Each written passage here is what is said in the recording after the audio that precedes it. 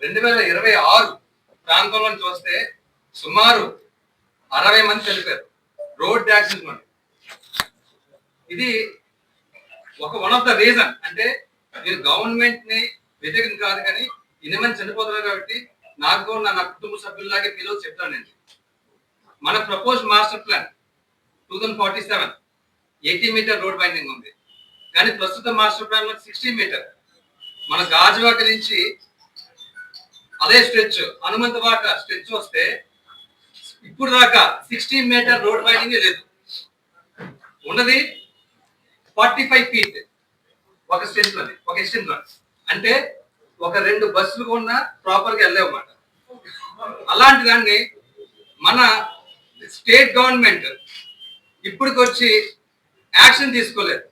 అంటే ఇన్ఫ్రాస్ట్రక్చర్, అంటే capacity expansion అంటారు. కెపాసిటీ ఎక్స్పాన్షన్ లేకంటాను డెవలప్మెంట్ ఎలా చేస్తారు? రేపొద్దున్న బీచ్ షాక్స్ అన్నారు, ఇంటర్నేషనల్ ఎయిర్పోర్ట్ అంటున్నారు, ఐటీ హబ్ అన్నారు. ఇప్పుడు బీచ్ షాక్స్ పెట్టారండి. సపోజ్ బీచ్ రోడ్ లోని ఎన్ని ఫీట్ ఉంది? ఇంచుమించు ఎన్ని మీటర్ ఉంది? 40 మీటర్. అంటే ఎయిర్పోర్ట్ కనెక్టివిటీ కూడా అదే పెడతా అన్నారు. హనుమంతవాక నుంచి విశాలక్షి నగర్ చూస్తే మీకు 60 మీటర్, అంటే ఇంచుమించు 45 feet right are left, 45 feet ఉంది. ఇంకా ఒక 60 ఫీట్ అనేది ఎక్స్పాన్షన్ లేదు. ఇవన్నీ లేకంటాను గూగుల్ డేటా సెంటర్ అని, అదే విధంగా ఇండస్ట్రియల్ కారిడార్ అని చెప్పేసి, ఐటీ హబ్ అని, టూరిజం అని చెప్పేసి ఇలా చెప్తున్నారు. ఒకవేళ అవే పెరిగితే ఇప్పుడు నేను చెప్పిన ఫిగర్ గాజువాకలో మాత్రమే. రేపనే రోజు ఇవన్నీ ఓపెన్ అయితే సేఫ్టీ ఎవరిస్తారు?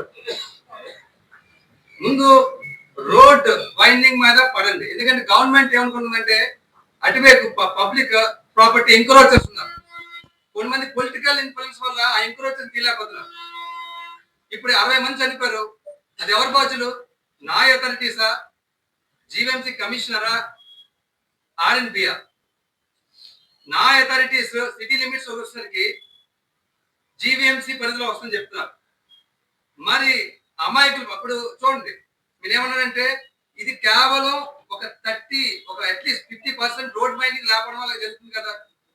అలా అదే విధంగా నేను గవర్నమెంట్ కి నా రిక్వెస్ట్ ఏంటంటే, ప్రాపర్ కెపాసిటీ ఎక్స్పాన్షన్ లేకపోతే ఫ్యూచర్ లోని చాలా మంది చనిపోతారు. నేను 2026 లో పెట్టాను. వాళ్ళు ఏం చెప్పారంటే జీవీఎంసీ పరిధిలోని రోడ్ వైండింగ్ ఉంది, దానికి శాంక్షన్ అయ్యింది అంటారు. శాంక్షన్ అవ్వడం కాదు, ఇప్పుడు ఇమీడియట్ గా ఆన్ ఎమర్జెన్సీ బేస్మెంట్ ఇమీడియట్ గా రోడ్ వైండింగ్ చేస్తే సో మీరు ఫర్దర్ గా ఏమేమి చేసుకోవచ్చు. 100 మంది ప్రాణాలంటే లెక్కలేనప్పుడు మన డెవలప్మెంట్ మనం పెట్టుకుని ఏం చేసుకుంటాం? ఎవరైనా 2 వీలర్స్ కానీ ఎవరు కానీ బయటకు వెళ్తుంటే మనకి ఎంత ఇది ఉంది.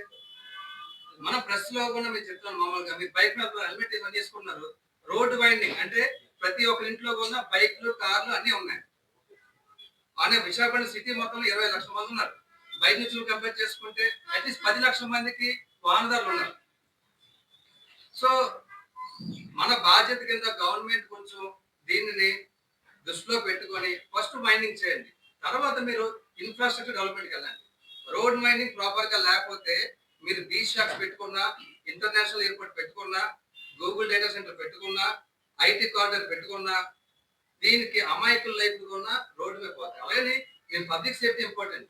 21 ఇయర్స్ కి బైక్ ఇవ్వాలి. పేరెంట్స్ కూడా ఆలోచించాలంటే స్పీడింగ్ బైక్స్ ఇవ్వకండి.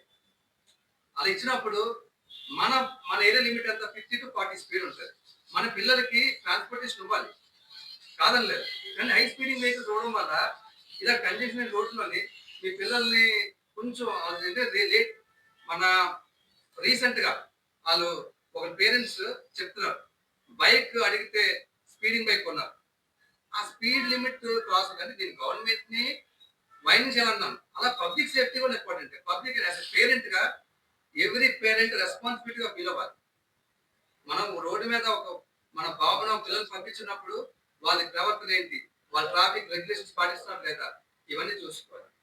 So public awareness important. నేను మీకు చెప్తుంది ఏంటంటే, ఒక మీడియా మిత్రులకి దేనికి చెప్తానంటే, నా ఒక విన్నపాన్ని మీరు డైరెక్ట్ గా గవర్నమెంట్ దాకా తీసుకెళ్తే, వాళ్ళు స్పందిస్తే మరికొన్ని ప్రాణాలైతే మనం సేవ్ చేయొచ్చు.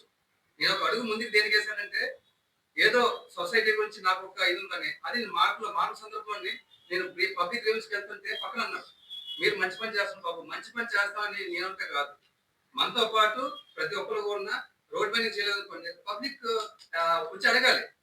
ఆఫ్టర్ ఎలక్షన్స్ అలా కామ్ గా ఉంటాం, ఎలక్షన్స్ అప్పుడు వచ్చి మాత్రం ఓట్లు రుచి పెడతాం. మరి 5 years ఏమవుతుంది? సో రెస్పాన్సిబిలిటీ, ఎవరి సిటిజన్ రెస్పాన్సిబిలిటీ ఉంది. బెస్ట్ అని ఒపీనియన్. అందుకని నేను ఈరోజు ప్రెస్ మీట్ పెట్టి మీ అందరి సమక్షంలోని మీడియా అనేది కొన్న పబ్లిక్ డొమైన్ లోని కొంత అవేర్నెస్ పెట్టాలి. హనుమంతవాక్ కొన్న ఈ రెండు మెయిన్ జంక్షన్. హనుమంతవాక్ నుంచి విశాలకృష్ణ వెళ్ళింది, అది 60 మీటర్ కూడా వైండింగ్ లేదు. పబ్లిక్ ప్రాపర్టీ ఎంక్రోచర్స్ ఉన్నారు, వాళ్ళకి మన పొలిటికల్ సపోర్ట్ లేదు తెలియదు, పబ్లిక్ ప్రాపర్టీ ఎంక్రోచర్స్ ఉన్నారు. త్వరలో ఆ వీడియోస్ కూడా పెడతాను. రెండోది గాజువాకలోనే నేను జరిగింది లారీ అనేది ఇండియాక్టివ్ అయినా సరే గాజువాకలో పార్కింగ్ ఉంచారు. చూడండి, కరెక్ట్ హైవే, ఇది హైవే. ఇలాగా ఒక 15 days బ్యాక్ ఇలాగే ఒక లారీ టైర్ బర్స్ట్ అని చెప్పి పక్కన పెడితే బస్సు, ఆర్టీసీ బస్సు గుద్దింది, దాని చాలా మంది చనిపోయారు. మరి దీన్ని ఇర్రెస్పాన్సిబిలిటీ అంటారా ఏమంటే, మీరు మిమ్మల్ని క్వశ్చన్ చేస్తున్నాను. ఇది లారీ పెట్టి నేను ఫోటో తీసాను, నేను ఇదేమో సార్. రేపు మెట్రో వస్తుంది కదా, దాని సంబంధం సార్ రావాలి. అలాగని చెప్పేసి మన మంత్రి నారాయణ గారు ఏం చెప్పారు, మెట్రో 2024 లోనే నవంబర్ శంకుస్థాపన పెడుతున్నారు. ఇప్పుడు అప్రోజులు కూడా ఉందో లేదో అని తెలియదు. మెట్రో వస్తే కూడా చాలా మంది వెహికల్స్ వాడరు, అది కూడా ట్రాన్స్పోర్టేషన్ కి మంచి అవకాశం ఉంటుంది.